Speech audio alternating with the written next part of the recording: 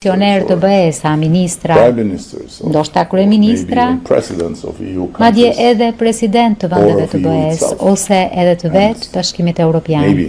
Dhe ndoshta portretet tuaja do të jenë në ato korridore. Shpresoj që përpara çdo dijeje të mëtejshme të çoni përpara frymën europiane që Jean Monnet ngërtheu në një resht. Nuk po krijojmë koalicion shtetesh, po bashkojmë njerëzit. Është e vështirë për mua ta shpjegoj se sa e lehtë është kjo frymë të minohet, madje edhe të varroset, sidomos në momente krizash, ku duket kaq fort e lehtë të numërosh kufit që ndajnë njerëzit më shumë se të ndërtosh urat që i lidhin ata. Të dashur miqtë e mi të rinj, vetëm dje, në një bisedë në WhatsApp me mikun tim të dashur, kryetarin e Bashkisë Legjendare të Athinës dhe ish komisionerin e BE-s Dimitris Avramopoulos, ai më shkroi: "Ç'kohra po jetojmë, i dashur Edi, e sa më shumë do të dëshmojmë përpara se kjo epokë të mbyllet. Historia na kujton se kalimi në një epokë të re do të jetë i vimshëm. Ai ka të drejtë. I përkasim një brezi që e nisi jetën nën lunatizmin e pushtetit, diktatura maskuara si rend, frikë maskuar si normalitet, e izolim maskuar si sovranitet. Kjo eksperiencë gdhendi si tatuazh në kujtesën tonë sa e brisht është liria, dhe këtë e ndjejmë të sotme. Unë linda u rita dhe jetova gjysmën e jetës sime në Shqipërinë e luftës së ftohtë, izoluar nga lindja e perëndimit. Një Kore veriu Europës, fjalë për fjalë. Për mua Europa nuk ishte realitet, ishte një mit. Përfytyroni qiellin e pamarrë, të errët, dhe krejt befas të kap syri një yll të zbehtë, një kanal të ndaluar italian, një transmetim jugoslav, një sinjal të paqëndrueshëm të radios Europa e Lirë apo e zërit të Amerikës. Europa ishte një yjsi që e shihnin përmes ekranit të mjekut, një ëndër në bardhëzi që regëtinte në një ekran televizioni më pas shtupej, sërish e sërish, pafundësisht. Pastaj erdhi 1989, por Shqipëria nuk ju bashkua festës. Muri Berlinit ra, por muri ynë mbeti i paprekur. Ishim njësoj të izoluar si nga perëndimi kapitalist, ashtu edhe nga lindja që po shëndej. Dhe ata tanët gjithmonë në thonin, ne nuk jemi si ata, ne jemi ndryshe, ne jemi real, jemi të vërtetët, ata janë falso, të degeneruar. Ndërsa të tjerët çelën kufit, ne mbetëm të kyçur në bunkerin tonë. Një bunker që kishim ngritur vetë, e mjaft krenar, kështu na thuhej. Dhe vetëm në verën e vitit 1990, kur mijëra njerëz të dëshpëruar të përthyen muret e ambasadave në Tiranë, u shfaqën çarjet e para. Dhe krejt befas, Europa nuk ishte më një yll që regëtinte në një ekran televizori përmes kanaleve të ndaluara. Ishte aty, e arritshme. Tranzicioni që erdhi ishte i rrëmujshëm, i dhimbshëm, shpesh kaotik e madje dhe tragjik. Skema piramidale që ranë mijëra të vdekur në kryengritje për kursime që kishin shkuar dëm. Një diktaturë mund të shembet edhe brenda javësh, po demokracia, institucionet, shteti i së drejtës, kërkojnë dekada. Nuk do të harroj kur një episod me Jusuf Brionin, një aristokrat shqiptar, një prej mendjeve më të kulturuara që kam takuar në jetën time, një përkthyes kozmopolit Ismail Kadares në Francë, që kaloi vite të tëra në burg nën komunizëm.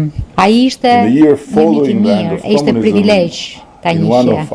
Në vitin që pasoi fundin e komunizmit, I thash, në një prej bisedave tona, Jusuf, pse nuk dukesh i lumtur që demokracia ka ardhur në Shqipëri, dhe ai më pa dhe nënqeshi. Jo, demokracia ende nuk ka ardhur në Shqipëri. Liria po,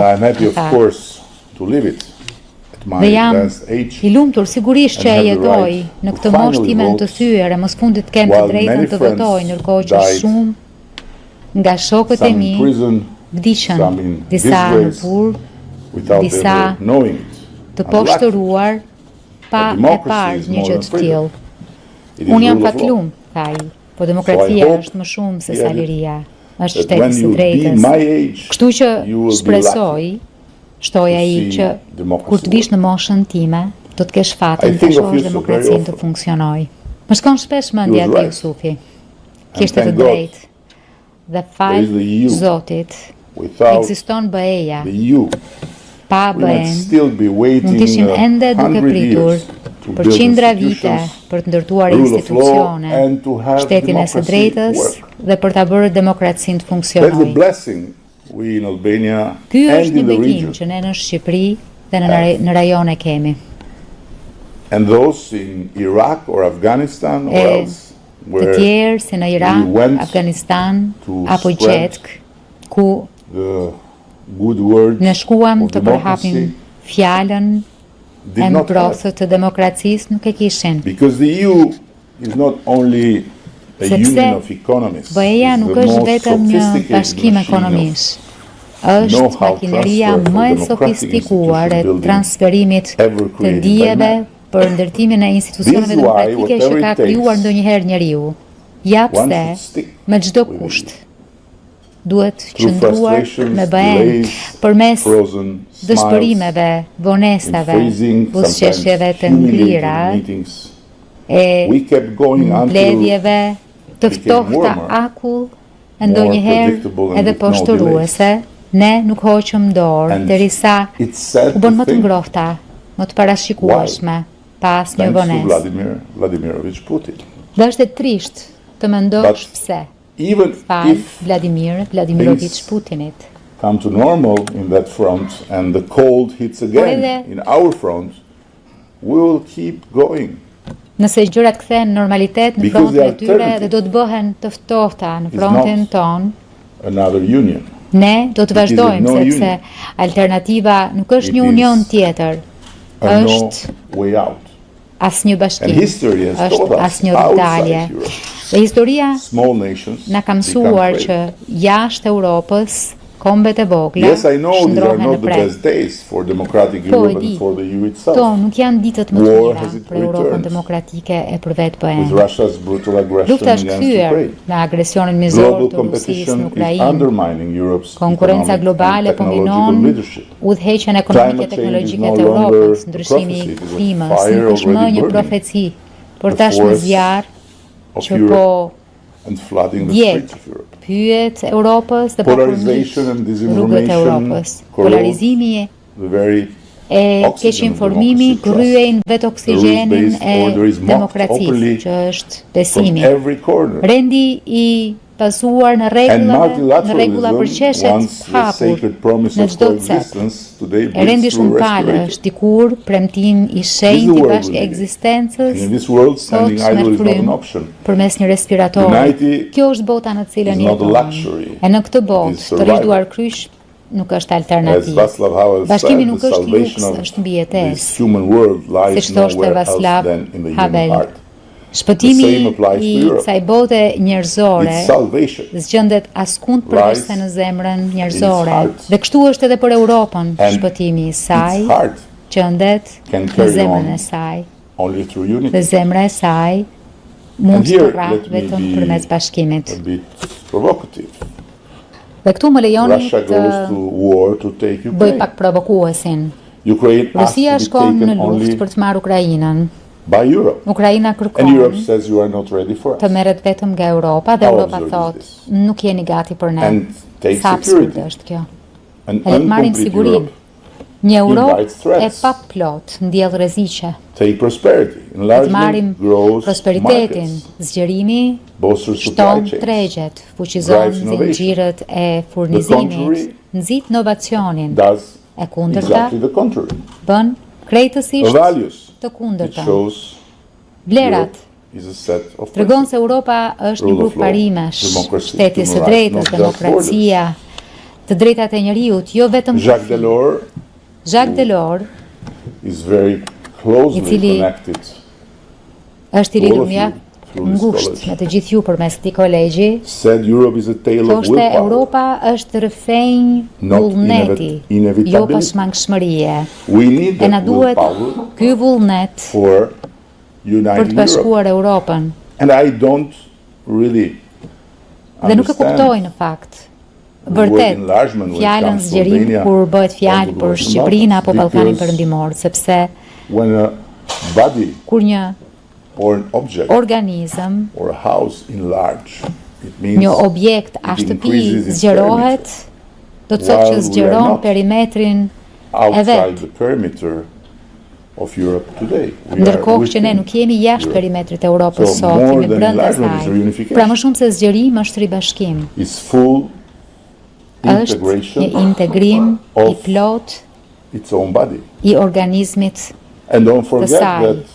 Dhe mos harroni që Bashkimi Evropian është realiteti i parë në historinë e hartave e të gjeopolitikës, me dy kufi, një kufi të jashtëm dhe një kufi të brendshëm.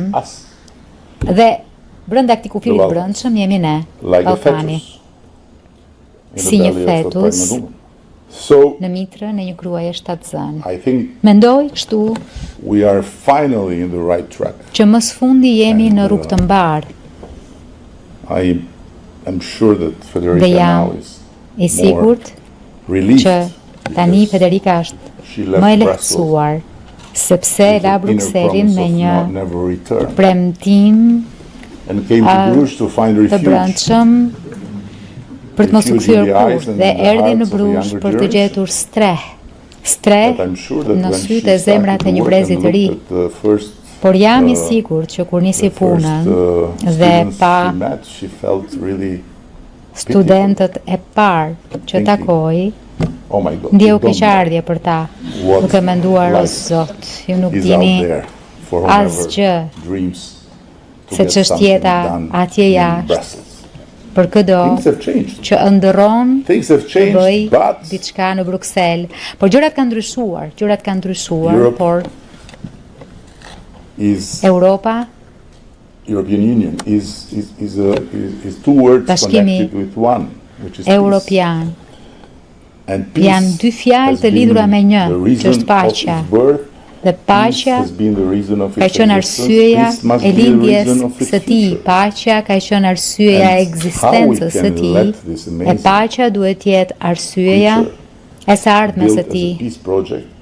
Si mund ta lëmë këtë krijesë të mahnitshme, ndërtuar si një projekt paqeje, të kthehet në një makineri lufte? Një plan paqeje europian mungon, dukshëm, dhe është krejt dëshpëruese të shohësh 27, a më shumë se 27 përfshine, që presin nga diku jashtë perimetrit i jetës sonë, dikë që ta gjejë ndonjë zgjidhje. Europa ka nevojë për një plan. Duhet të ofrojë garanci sigurie për Ukrainën, të projektojë një rrugë të qartë për ribashkimin e plotë të Europës, e po kështu të mbajë derën hapur për një përfshirje më tej të Rusisë në një vizion të gjerë për stabilitet, ndërsa forcon ndikimin global të Europës, duke u pozicionuar si një forcë qendrore për diplomacinë, punimin e ndërtimin e paqes në skenën botërore. Tani më lini t'ju afroj më pranë shtëpisë. 30 vjet më parë, Shqipëria ishte papafingoja e harruar e kontinentit, kyçur e izoluar, është përfillur. Sot Shqipëria është këtu. E ka ardhur, pasi ka çelur edhe 4 kapituj të tjerë. Për 11 muaj, kemi qelur praktikisht 28 të tillë dhe kanë mbetur edhe 5 të tjerë për t'u hapur me shpresë brenda këtij viti, që është një rekord. Kur vjen fjala për ritmin e integrimit të vendeve. Është një shpejtësi që befason edhe priftërinjtë e arqipeshkët e Brukselit. Dhe më besoni që të befasosh priftërinjtë në Bruksel është edhe më vështirë se të befasosh Perëndin. Kështu që ne kemi rindërtuar gjyqësorin ton përmes një procesi rivlerësimi tejet rrënjësor, diçka që nuk është provuar kurrë më parë në Europë. Kemi harmonizuar ekonominë tonë me tregun e përbashkët, kemi përqafuar agjendën e qepër, kemi modernizuar transportin e infrastrukturën digjitale. Këto ditë të fundit, komisionerja Marta Kos përmend kudo barometrin e BE-s për nivelin se sa vendet e Ballkanit mbështesin BE-n dhe zgjerimin. Dhe në fakt, për habi të gjithë kujt që e dëgjojnë, mbështetja e Shqipërisë është 92%. Megjithatë i thash, dëgjoj, kështu ka qenë edhe për perandorinë osmane, 92%, edhe për perandorinë sovjetike, 92%. Ne u jemi besnik perandorive. Dhe ju rim besnik edhe miqësive. Kështu që gjithsecilit prej jush i jap një këshill, siguroni të keni një mik shqiptar. Siguroni.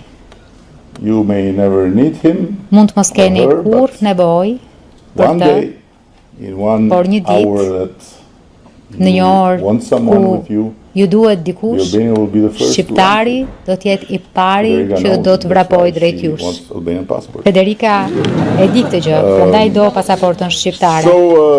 Kështu, në një hakmarrje të ëmbël ndaj së shkuarës sonë, Shqipëria tashmë është një nga vendet më të vizituara në Europë. 12 milion vizitor në vit, në një vend prej 2.5 milionësh, është diçka shumë e madhe. Dhe këta njerëz, më së fundi, po përhapin fjalën që vendi ynë nuk është një vend i zymt, pa diell, e kriminal, shansi më i mirë është të vjedhin dhe më i keqi është të përdunojnë. Shqipëria nuk është asgjë nga këto.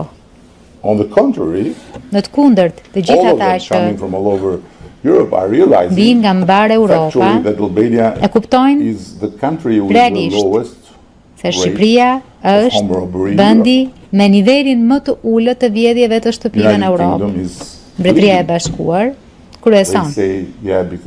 Ata thonë se po, sepse shqiptarët kanë ardhur te ne. This is how you become when you leave European Union. Kështu bëhesh kur lë Bashkimin Evropian. You speak a lot of nonsense. Flet shumë gjepura.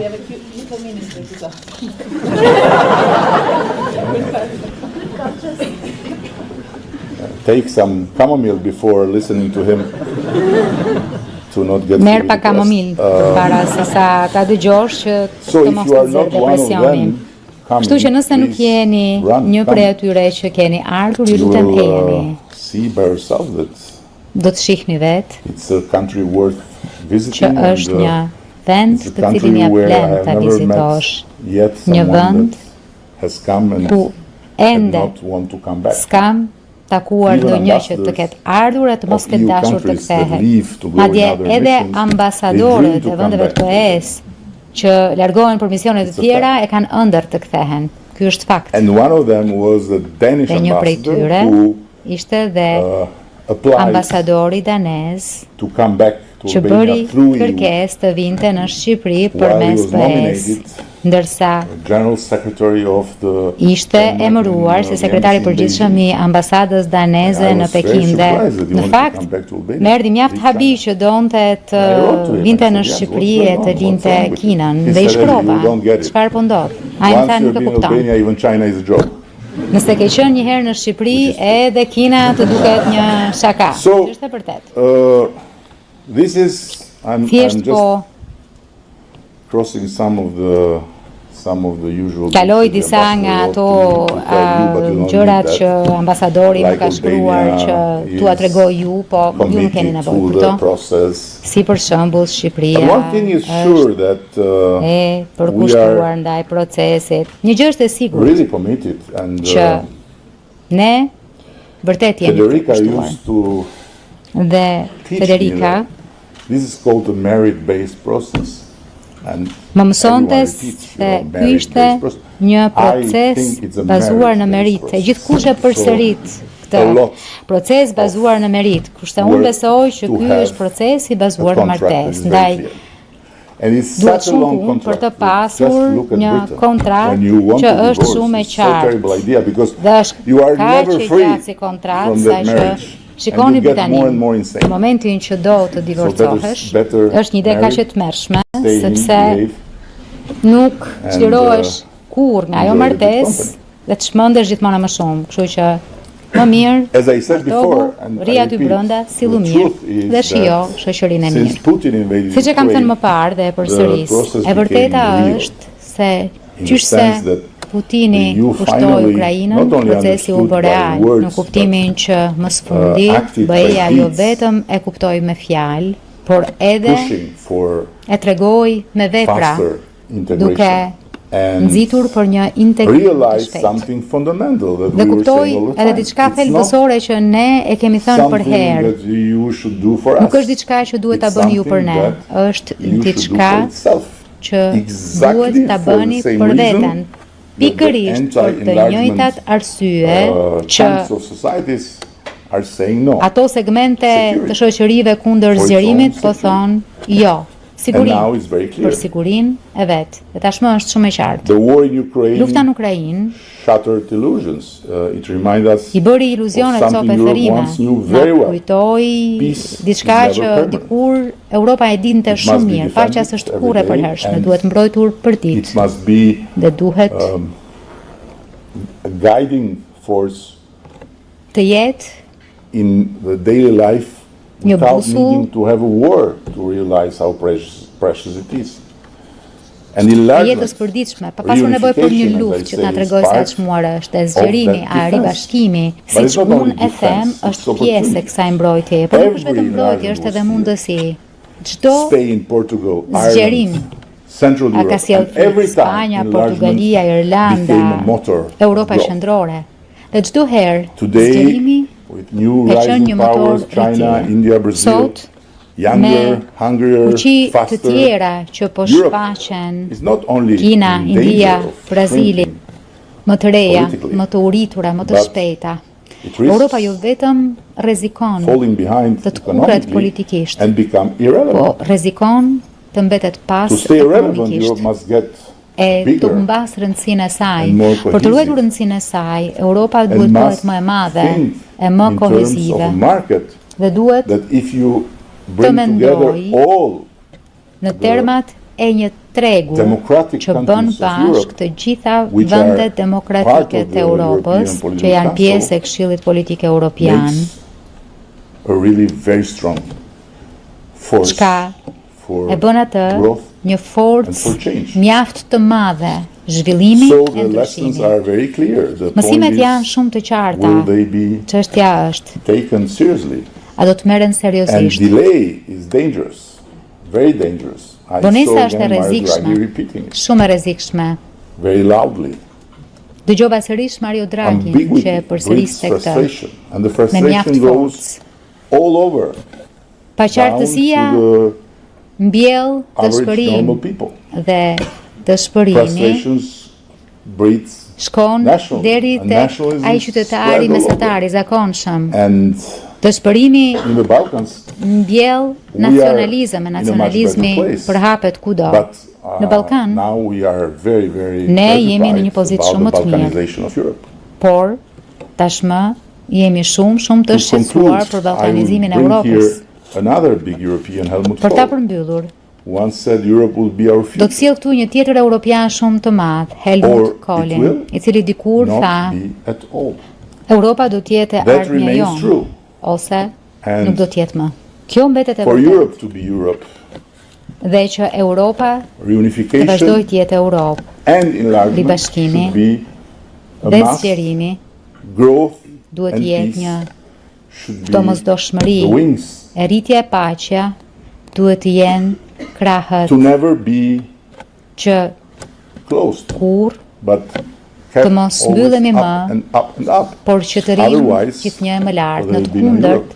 nuk do të ketë më Europë. And every step forward, Dhe çdo the hap history of EU përpara, tells us, came na thot historia in moments of e danger. BE-s, ka ardhur në momente From the rreziku, coal and steel, to nga Rome, to the single celiku e market, qymyri, to the euro, nga to Roma, nga tregu i përbashkët, Big nga Bang euroja, of enlargement. nga Big Bangu So, i Today zgjerimit. our biggest enemy is Sot, fragmentation armiku im më i madh është in a very volatile fragmentarizimi world. në një botë tejet të And luhatshme. our best E përgjigja answer jonë më e is mirë unity është bashkimi, through purpose, solidarity, me qëllim and the staunch solidaritet, conviction that e bindjen e peace patundur is what we are in this se part of the paqja world supposed to work for. është No war. ajo për të cilën So, duhet të punojmë në let këtë us kënd build të a Europe botës, jo strong lufta. Ndaj le të as it ndërtojmë is një in Europë your dreams, të fortë, and siç është në ëndrat tuaja, unafraid dhe të of its own patrëngur destiny. nga fati i saj. The good news is Albania is Lajmi i ready. mirë është që Shqipëria është gati. Europe must answer the Europa call, duhet i and, përgjigjet all thirrjes, together we must dhe të make gjithë së rise bashku to the challenge. duhet ta bëjmë që të Never, ngrihet në ever nivelin forgetting. e sfidës, For peace, pa harruar for kurrë, prosperity, për for paqe, security, për begati, for për its siguri future. që nën kupton Thank për you të very ardhmen e saj. Faleminderit shumë.